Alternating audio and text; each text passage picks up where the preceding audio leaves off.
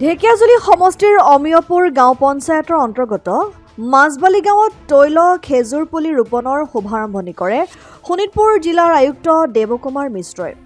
উল্লেখ্য যে শোণিতপুৰ জিলা প্ৰশাসন, জিলা কৃষি বিভাগ, কেই কাল্টিভেশ্যনৰ উদ্যোগত আৰু ৰাষ্ট্ৰীয় ভোজ্য তেল অভিযান আঁচনিৰ অধীনত 2024-25 বৰ্ষত ৰাজ্যত প্ৰথমবাৰৰ বাবে শোণিতপুৰ জিলাৰ ৰাক্ষসমাৰী কৃষিচক্ৰ এলেকাৰ অমিয়পুৰ গাঁও পঞ্চায়তৰ মাছবালি গাঁৱত তৈল খেজুৰ গছৰ পুলি ৰোপণ কৰি আনুষ্ঠানিকভাৱে শুভাৰম্ভণি কৰে জিলা আয়ুক্ত দেৱকুমাৰ মিশ্ৰই। উল্লেখ্য যে জিলাখনৰ নিৰ্বাচিত 32 হেক্টৰ কৃষিভূমিৰ ভিতৰত ৰাক্ষসমাৰীৰ অমিয়পুৰ গাঁও পঞ্চায়তৰ অন্তৰ্গত মাছবালি গাঁৱৰ আদৰ্শ কৃষক দেৱেন্দ্ৰ মণ্ডলৰ 19 বিঘা কৃষিপথাৰত তৈল খেজুৰৰ পুলি ৰোপণ কাৰ্যসূচীৰ আনুষ্ঠানিকভাৱে শুভাৰম্ভণি কৰিলে জিলা আয়ুক্তগৰাকীয়ে। জিলা মিডিয়া বিশেষজ্ঞ বিতুপন শইকীয়াই আধৰা অনুষ্ঠানটোত শুভাৰম্ভণি ভাষণ প্ৰদান কৰি জিলা কৃষি বিষয়া প্ৰাঞ্জল শৰ্মাই ব্যৱসায়িক ভিত্তিত পাম অইলৰ খেতি কৰি কিদৰে কৃষক ৰাইজ লাভান্বিত হ'ব পাৰিব সেই বিষয়ে বিস্তৃতভাৱে ব্যাখ্যা আগবঢ়ায়। অনুষ্ঠানত তৈল খেজুৰ খেতিৰ ওপৰত কৃষক ৰাইজক সজাগ কৰাৰ লগতে বিকল্প কৃষি হিচাপে তৈল খেজুৰ খেতিৰ প্ৰয়োজনীয়তাৰ সম্পৰ্কে চিন্তা চৰ্চা কৰিবলৈ কৃষকসকলক আহ্বান জনোৱাৰ লগতে বজাৰ সংযোগৰ কথা দোহাৰে শোণিতপুৰ জিলা আয়ুক্ত দেৱকুমাৰ মিশ্ৰই।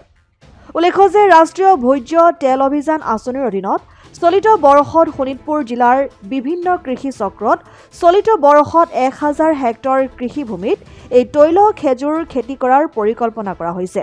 এই অনুষ্ঠানতে তৈল খেজুৰৰ খেতিৰ লাভালাভ আৰু ভৱিষ্যত পৰিকল্পনাৰ সম্পৰ্কে কৃষক ৰাইজক বিস্তৃতভাৱে ব্যাখ্যা আগবঢ়াই কেই কাল্টিভেশ্যনৰ CEO একে দাসে।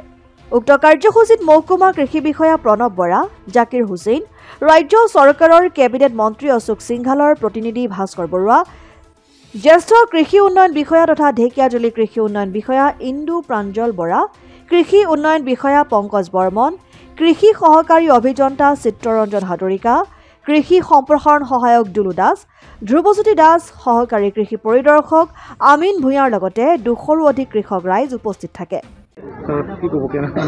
এইটো আমাৰ এটা অইল পাম্প যিটো মিছন চলি আছে তাৰ অন্তৰ্গত আমি যোৱা বছৰ আৰম্ভ কৰিছিলোঁ 18 মাইল বালিপাৰা পাৰ হৈ বালিপাৰা আৰু এই মাজত আপোনাৰ খনামুখৰ তাৰ মাজত 18 মাইলত আমি কৰিছিলোঁ আৰু আজি দ্বিতীয়বাৰৰ বাবে মই আহিছোঁ। আচলতে যোৱাবাৰো কৰি মোৰ যথেষ্ট ভাল লাগিছিল। তাত বলভদ্ৰ দাস বুলি এজন ব্যক্তিৰ ঘৰত কৃষকৰ ঘৰত আমি কৰিছিলোঁ। তেখেতে 1 বিঘা মাটি দিছিলে। কনচেপ্টটো নতুন কাৰণে অকণমান সকলো কৃষক ৰাইজসকলক বুজাবলগীয়া হৈছে, কিন্তু আজি ইয়াতে দেৱেন মণ্ডল ডাঙৰীয়াই তেখেত এই অঞ্চলৰ এজন ভাল প্ৰগ্ৰেছিভ ফাৰ্মাৰ, তেখেতে প্ৰায় 19 বিঘা মাটিত কৰিবলৈ আগবাঢ়ি আহিছে আৰু সেইকাৰণে কৃষি বিভাগ আৰু আমাৰ যিসকল ইয়াতে যিটো কেআই কাল্টিভেশ্যনছ আছে সেই কাল্টিভেশ্যনছ তেওঁলোকো আহিছে, যাৰ দায়িত্বত মানে 2খন জিলা আছে, ধেমাজি আৰু শোণিতপুৰ। গতিকে তেওঁলোকে টেকনিকেল ছাপৰ্টটো দিব। মাত্ৰ 3 বছৰ লাগে ইয়াৰ মানে প্লান্টেশ্যনৰ পৰা ইয়াক মানে ফ্ৰুট বিয়াৰিং ট্ৰিলৈকে। এই 3 বছৰ মাল্টিক্ৰপিং কৰিব পাৰিব, তেওঁলোকে বেলেগ খেতি কৰি থাকিব পাৰিব আৰু তাৰ পাছত 3 বছৰৰ পিছত ইয়াৰে ফ্ৰুট বিয়াৰিং এইটো তেওঁলোকে সুফলটো পাব। আৰু ইয়াতে যিটো আমি গম পাইছোঁ বা যিখিনি আমি পঢ়িছোঁ ইয়াৰে লাভালাভ যথেষ্ট বেছি আৰু ইনিচিয়েলি মাৰ্কেট লিংকেজৰ কাৰণে যি ইয়াত এজেঞ্চিয়ে তেওঁলোকে কাম কৰি আছে তেওঁলোকে মাৰ্কেট লিংকেজৰ কাম কৰিব। এতিয়া মই সকলো কৃষক ৰাইজক এইটোৱে ক'ব বিচাৰিছোঁ যে তেওঁলোকে যাতে আগবাঢ়ি আহে আৰু এই নতুন সেইটোত যাতে তেওঁলোকে অকণমান ব্ৰতী হৈ যায় বা প্ৰচেষ্টা কৰে যাতে আমি আমাৰ আঁচনিটোৰ সুফলো লাভ কৰিব পাৰোঁ আৰু পৰৱৰ্তী সময়ত তেওঁলোকে আৰ্থিকভাৱে স্বাৱলম্বী হয়। যিসকলে অনুষ্ঠানটো সাফল্যমণ্ডিত কৰাৰ ক্ষেত্ৰত মাছবালি গাঁও অঞ্চলত আমাৰ কৃষি বিভাগ আৰু কৃষি কাল্টিভেশ্যনৰ দ্বাৰা যিসকল সংবাদ মাধ্যমৰ লোক তৈল খেজুৰ বৃক্ষৰোপণ কাৰ্যসূচী আৰম্ভ কৰিছিলোঁ।